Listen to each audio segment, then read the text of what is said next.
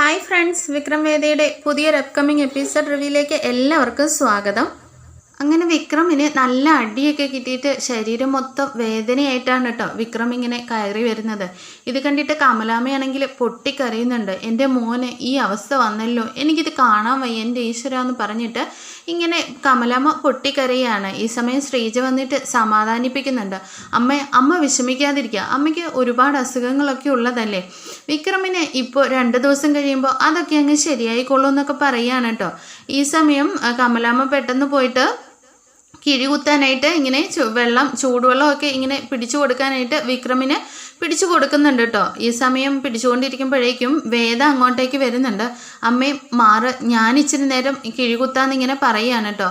അപ്പോഴേക്കും കമലാമ്മ ഇങ്ങനെ മാറി അവിടെ ഇരിക്കുകയാണ്. വേദ കിഴി കുത്തുന്നൊന്നും വിക്രം അറിയുന്നില്ല. വിക്രം ഇങ്ങനെ കിടക്കുകയാണ്. ഈ സമയം വിക്രം പറയുന്നുണ്ട്, അമ്മേ ഇപ്പം നല്ല ആശ്വാസം തോന്നുന്നുണ്ട്, അങ്ങനെ തന്നെ പിടിച്ചാൽ മതി എന്നിങ്ങനെ പറയാണ് കേട്ടോ. കമലാമ്മയാണെങ്കിൽ ഇതൊന്നും അറിയാതെ തറയിൽ വിക്രമിൻ്റെ അടുത്തിരുന്ന് കരഞ്ഞുകൊണ്ടേയിരിക്കുകയാണ്. കമലാമ്മ പറയുന്നുണ്ട്, എൻ്റെ മോനെ നീ എന്നും ഇങ്ങനെ അടിയിടിയൊക്കെ ആയിട്ട് നടന്നാൽ എങ്ങനെയാ ശരിയാവുന്നത് എന്നൊക്കെ ഇങ്ങനെ പറയുകയാണ് കേട്ടോ. വേദ പറയുന്നുണ്ട്, അമ്മേ ഈ കാര്യത്തിൽ വിക്രമിൻ്റെ ഭാഗത്തല്ല തെറ്റ്, ആ പോലീസുകാരൻ്റെ കയ്യിൽ തന്നെയാണ് തെറ്റെന്നിങ്ങനെ പറയുകയാണ് കേട്ടോ. അങ്ങനെ വേദ ഇങ്ങനെ ചൂട് പിടിച്ചുകൊണ്ടിരിക്കുകയാണ്. ഇതറിഞ്ഞിട്ട് രാധ അങ്ങോട്ടേക്ക് ഓടി വരുന്നുണ്ട് കേട്ടോ. വിക്രമിന് പോലീസുകാരുടെ അടി കിട്ടിയെന്നൊക്കെ അറിഞ്ഞിട്ട് രാധ ഇങ്ങനെ ഓടി വരുമ്പോഴേക്കും ശ്രീജയാണ് മുറ്റത്ത് നിൽക്കുന്നത്. ശ്രീജട്ടത്തി വിക്രം എന്ത് ചെയ്യുന്നിങ്ങനെ ചോദിക്കുന്ന സമയത്ത് പറയുന്നുണ്ട്, അതെ നീ ഇപ്പോൾ റൂമിലേക്ക് പോകണ്ട. അതെന്താ ശ്രീജട്ടത്തി അങ്ങനെ പറഞ്ഞത്? അത് വേറൊന്നും കൊണ്ടല്ല, വേദയാണെങ്കിൽ വിക്രമിന് കിഴി കൊടുത്തുകൊണ്ടിരിക്കുക, അപ്പോഴേക്കും നീ അങ്ങോട്ടേക്ക് ഇപ്പോൾ കയറി പോകണ്ട, അതല്ലേ നല്ലതെന്നിങ്ങനെ ശ്രീജ പറയുകയാണ് കേട്ടോ. അല്ല ശ്രീജടത്തി, എനിക്കൊന്ന് കണ്ടാൽ മാത്രം മതി, ഞാൻ വിക്രമിനെ കണ്ടിട്ട് പെട്ടെന്ന് തന്നെ പോയിക്കോളാം എന്നിങ്ങനെ പറയുകയാണ് കേട്ടോ. അപ്പോഴേക്കും ശ്രീജ പറയുന്നുണ്ട്, അതല്ല രാധേ, ഭാര്യ ഭർത്താക്കന്മാർ ഉള്ള റൂമിലേക്ക് പുറത്തുനിന്ന് പെട്ടെന്ന് ആരും കയറി ചെല്ലുന്നത് ശരിയല്ലല്ലോ, അതുകൊണ്ടാണ് ഞാൻ പറഞ്ഞതെന്നിങ്ങനെ പറയാണ് കേട്ടോ. രാധ വീണ്ടും അവിടെ നിന്ന് കെഞ്ചുകയാണ്, ഞാൻ അവരെ ശല്യം ഒന്നും ചെയ്യില്ല, ഞാൻ വിക്രമിനെ ഒന്ന് കണ്ടിട്ട് മാത്രം പോയിക്കോളാം എന്നിങ്ങനെ പറയുകയാണ് കേട്ടോ. കമലാമ്മ അപ്പോൾ പറയുന്നുണ്ട്, ഇങ്ങനെ എന്നാൽ കണ്ടോട്ടെ എന്ന രീതിയിൽ ഇങ്ങനെ തലയാട്ടി കാണിക്കുകയാണ്. അങ്ങനെ രാധയാണെങ്കിൽ ഓടി അവരുടെ റൂമിലേക്ക് ചെല്ലുകയാണ് കേട്ടോ. ഈ സമയം വേദ ഇങ്ങനെ കിഴി കുത്തിക്കൊണ്ടേ ഇരിക്കുകയാണല്ലോ. ആ വേദനയൊക്കെ ആശ്വാസം കിട്ടുന്ന രീതിയിൽ വിക്രം നല്ല സുഖത്തിന് അങ്ങനെ കിടക്കുകയാണ്. രാധ വന്ന് നിൽക്കുന്നത് വേദയും വിക്രമും ഒന്നും അറിയുന്നേ ഇല്ല കേട്ടോ. രാധയാണെങ്കിൽ ഓടി വന്നിട്ട് ഇങ്ങനെ വേദ കിഴി കുത്തിക്കൊണ്ടിരിക്കുന്നു എന്ന് കണ്ടിട്ടിങ്ങനെ സങ്കടം സഹിക്കാൻ പറ്റുന്നില്ല. അങ്ങനെ രാധയാണെങ്കിൽ പൊട്ടിക്കരഞ്ഞുകൊണ്ട് അവിടെ നിന്ന് ഓടിപ്പോവുകയാണ് കേട്ടോ. പിന്നീടായിട്ട് വേദനയൊക്കെ കുറഞ്ഞതിന് ശേഷം വിക്രം ഇങ്ങനെ റൂമിൽ നിന്ന് ഇറങ്ങി വരുന്നുണ്ട് കേട്ടോ. ആ സമയത്ത് കമലാമ്മ പറയുന്നുണ്ട്, അയ്യോ മോനെ അവിടെ കിടന്നോളത്തില്ലായിരുന്നു, അമ്മ അങ്ങോട്ട് വന്നേനേലോ ഒന്ന് വിളിച്ചിരുന്നെങ്കിൽ എന്നിങ്ങനെ പറയുന്നുണ്ട് കേട്ടോ. അമ്മേ നല്ല സുഖമുണ്ടായിരുന്നു, വേദനയ്ക്ക് നല്ല മാറ്റമുണ്ട്, ഞാൻ ഇങ്ങോട്ടേക്ക് അതുകൊണ്ടാണ് ഇറങ്ങി വന്നതെന്നിങ്ങനെ വിക്രം പറയുന്നുണ്ട്. എന്നിട്ട് അമ്മ എനിക്ക് ഒരു ചൂട് ചായ വേണം എന്നിങ്ങനെ പറയാണ് കേട്ടോ. അപ്പോഴേക്കും ശ്രീജ പറയുന്നുണ്ട്, വിക്രം നീ ഇപ്പോൾ ചായ ഒന്നും കുടിക്കണ്ട, സൂപ്പ് റെഡിയാക്കി വെച്ചിട്ടുണ്ട്. അങ്ങനെ സൂപ്പ് കൊണ്ടുപോയി കൊടുക്കുകയാണ് കേട്ടോ. സൂപ്പ് കുടിച്ചിട്ട്, ഏട്ടത്തി മുമ്പ് ഇതുപോലെ ടേസ്റ്റിലുള്ള സൂപ്പ് ഉണ്ടാക്കിയിട്ടില്ലല്ലോ, ഇത് നല്ല ടേസ്റ്റി ആയിട്ടുണ്ടെന്നിങ്ങനെ പറയുമ്പോഴേക്കും ശ്രീജ പറയുന്നുണ്ട്, അത് വിക്രം വേദ പറഞ്ഞു തന്നതനുസരിച്ച് ഞാൻ ഉണ്ടാക്കിയതാണെന്നിങ്ങനെ ശ്രീജ പറയുന്നുണ്ട് കേട്ടോ. എന്തായാലും ഏട്ടത്തി ഉണ്ടാക്കിയതല്ലേ, താങ്ക്സ് എന്ന് പറഞ്ഞിട്ട് ആ സൂപ്പൊക്കെ നന്നായിട്ട് ആസ്വദിച്ച് കുടിക്കുന്നുണ്ട് കേട്ടോ. എന്നിട്ട് അങ്ങനെ കുറച്ച് സമയമൊക്കെ കഴിഞ്ഞിട്ട് പിറ്റേ ദിവസം ആകുമ്പോഴേക്കും വിക്രം പതിവ് പോലെ തന്നെ പോകാൻ വേണ്ടി റെഡിയാവുകയാണ്. റെസ്റ്റ് എടുക്കാൻ വേണ്ടിയിട്ട് എല്ലാവരും പറയുന്നുണ്ടെങ്കിലും വിക്രം അതൊന്നും കേൾക്കാതെ അങ്ങനെ വർക്ക്ഷോപ്പിലേക്ക് പോകാൻ വേണ്ടി നിൽക്കുന്ന സമയത്തേക്ക് അങ്ങോട്ടേക്ക് രാധ വരുന്നുണ്ട് കേട്ടോ. രാധ വന്നിട്ട് വിക്രമിൻ്റെ അടുത്ത് ചോദിക്കുന്നുണ്ട്, നിനക്കിപ്പോൾ എന്നെയൊന്നും വേണ്ടല്ലേ? ഇത് കേട്ടിട്ട് വിക്രമിന് നല്ല ദേഷ്യം വരുന്നുണ്ട് കേട്ടോ. രാധയോടിങ്ങനെ ദേഷ്യത്തിൽ ഇങ്ങനെ പറഞ്ഞയക്കാൻ വേണ്ടിയിട്ട് പോകുന്നുണ്ട്. ഇവൾക്ക് എന്താണ് ആവശ്യമെന്ന് വെച്ചാൽ നിങ്ങൾ ആരെങ്കിലും ഒന്ന് ചെയ്തു കൊടുത്ത് ഇവളെ ഇവിടെ നിന്നൊന്ന് പറഞ്ഞയക്ക് എന്നിങ്ങനെ കമലാമ്മയോടായിട്ട് പറയുകയാണ് കേട്ടോ.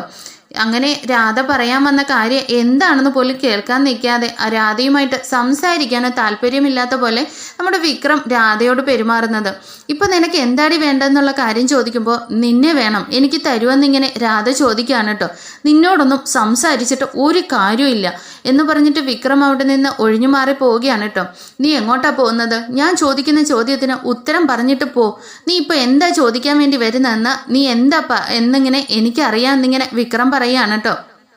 എന്നിട്ട് വിക്രം പറയുന്നുണ്ട്, ഞാൻ പറഞ്ഞല്ലോ എൻ്റെ ലൈഫിൽ പെണ്ണൊരുത്തി ഉണ്ടാവില്ല എന്നൊക്കെ ഇങ്ങനെ പറയുമ്പോഴേക്കും നീ അതൊക്കെ പറഞ്ഞായിരുന്നല്ലോ. എന്നിട്ടിപ്പോൾ എന്തൊക്കെയാണ് ഇവിടെ നടക്കുന്നത്? അവളുടെ കൂടെ ഉത്സവത്തിന് പോകുന്നു, അമ്പലത്തിൽ പോകുന്നു, ഉല്ലാസയാത്ര പോകുന്നു, അവിടെ ഇവിടെയൊക്കെ ഇഷ്ടമില്ലാത്ത ആളുടെ കൂടെ നീ കൈകോർത്ത് നാട് മുഴുവൻ ചുറ്റുവാണോ? അങ്ങനെ നീ സിറ്റുവേഷൻ മനസ്സിലാക്കാതെ വായി തോന്നുമൊന്നും വിളിച്ച് പറയരുതെന്നിങ്ങനെ വിക്രം പറയാണ് കേട്ടോ. ഞാൻ അവളുടെ കൂടെ ചുറ്റിക്കറങ്ങിയിട്ടുണ്ടെങ്കിലേ നിനക്കെന്താ പ്രശ്നം? ആരാ പറഞ്ഞത് ചുറ്റണ്ടെന്നുള്ള കാര്യം? ചുറ്റിക്കോ, നന്നായിട്ട് ചുറ്റിക്കോ, പക്ഷെ എനിക്ക് ഉത്തരം വേണം. നിന്റെ അടുത്ത് എത്ര തവണ ഞാൻ പറയണം? എനിക്കിഷ്ടപ്പെടുന്ന രീതിയിൽ നീ സംസാരിക്കുന്നത് വരെ ഞാൻ നിന്നെ വെറുതെ വിടില്ല എന്നിങ്ങനെ പറഞ്ഞുകൊണ്ട് രാധ ഇങ്ങനെ പുറകെ നടക്കുകയാണ് കേട്ടോ. ഇത് കണ്ടിട്ട് വിക്രമിന് നല്ല ദേഷ്യം വരുന്നുണ്ട്. അതെ, വേദ എൻ്റെ ഭാര്യയാണ്. ഞാൻ കഴുത്തിൽ താലി കെട്ടിയ പെണ്ണ്. അതെ, ഞാൻ അവളുടെ കൂടെ കറങ്ങാൻ പോവോ, അമ്പലത്തിൽ കൊണ്ടുപോവോ, ഞാൻ ഇഷ്ടമുള്ളതൊക്കെ ചെയ്യും. അത് ചോദിക്കാൻ നീ ആരാടിന്ന് ഇങ്ങനെ പറയുകയാണ് കേട്ടോ. അപ്പോൾ നീ എന്നെ കൈയൊഴിഞ്ഞു എന്ന് ചോദിച്ചിട്ട് രാധ ഇങ്ങനെ പൊട്ടിക്കരയാണ് കേട്ടോ. ഇത് കേൾക്കുന്ന സമയത്താണ് രാധയുടെ അമ്മ വന്നിട്ട് വിക്രമിനോട് അവളെ വേറെ കല്യാണം കഴിപ്പിക്കാൻ വേണ്ടിയിട്ട് നീ പറഞ്ഞ് സമ്മതിപ്പിക്കണം എന്നുള്ള കാര്യത്തെക്കുറിച്ചും, അത് കഴിഞ്ഞിട്ട് നമ്മുടെ രാധയുടെ ഫ്രണ്ട് ജീന വന്ന് പറഞ്ഞല്ലോ, നീ ഒന്നെങ്കിൽ നീ വേദയെ സ്വീകരിക്കണം അല്ലെങ്കിൽ നീ രാധയെ സ്വീകരിക്കണം എന്നൊക്കെ, ഈ കാര്യത്തെക്കുറിച്ചൊക്കെ ഇങ്ങനെ വിക്രം ചിന്തിക്കുകയാണ് കേട്ടോ. അപ്പോഴേക്കും വിക്രം പറയുന്നുണ്ട്, നിനക്കിപ്പോൾ എന്താ അറിയേണ്ടത്? നിനക്ക് എന്ത് തീരുമാനം അറിയേണ്ടത്? നിന്നെ എനിക്കിഷ്ടമല്ല എന്ന് 100 വട്ടം പറഞ്ഞിട്ടും നീ എന്തിനാ എൻ്റെ പുറകെ നടക്കുന്നത് എന്നിങ്ങനെ ചോദിക്കുകയാണ് കേട്ടോ. എന്നിട്ട് രാധ അപ്പോഴേക്കും വീണ്ടും അത് തന്നെയാണ് പറയുന്നത്, നിങ്ങൾക്ക് ജീവിതത്തിൽ വേറൊരു പെണ്ണുണ്ടാവില്ല, അവളെ ഭാര്യയായിട്ട് സ്വീകരിക്കില്ല എന്നൊക്കെ പറഞ്ഞിട്ട് നിങ്ങളിപ്പോൾ അവളുടെ കൂടെ തന്നെ ചുറ്റിക്കറങ്ങി നടക്കുന്നത് എന്തിനാ എന്നിങ്ങനെ ചോദിക്കുകയാണ് കേട്ടോ. അപ്പോഴേക്കും വിക്രം പറയുന്നുണ്ട്, അതെ, നിന്നെ എനിക്ക് അങ്ങനെ ഒരു ഇഷ്ടമില്ല, എനിക്ക് അവളെ തന്നെയാണ് ഇഷ്ടം. എന്താ ഇപ്പം മതിയോ? നിന്റെ പ്രശ്നം എന്താ? രാധ ചോദിക്കുമ്പോഴേക്കും നിനക്കെന്താ ചെവി കേൾക്കില്ലേ? അവളെയാണ് എനിക്കിഷ്ടം, അവളുടെ കൂടെയാണ് ഞാൻ ജീവിക്കാൻ പോകുന്നത്. ഇപ്പം മനസ്സിലായോ നിനക്ക്?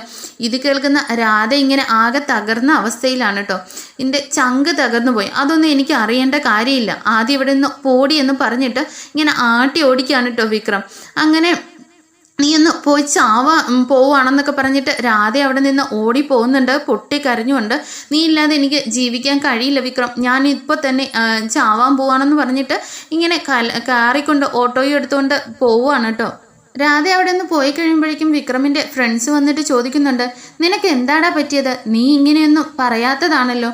പാവമാണ് ആ പെണ്ണ്, അവൾക്ക് മനസ്സ് വല്ലാതെ നൊന്ത് കാണും. പിന്നെ എന്ത് ചെയ്യണമെന്നാണ് നിങ്ങൾ പറയുന്നത്? ഞാൻ ആരുടെയെങ്കിലും മനസ്സ് ഇതുവരെ നോവിച്ചിട്ടുണ്ടോ? എൻ്റെ അച്ഛൻ്റെയും അമ്മയുടെയും മനസ്സ് ഞാൻ നോവിച്ചിട്ടുണ്ട്.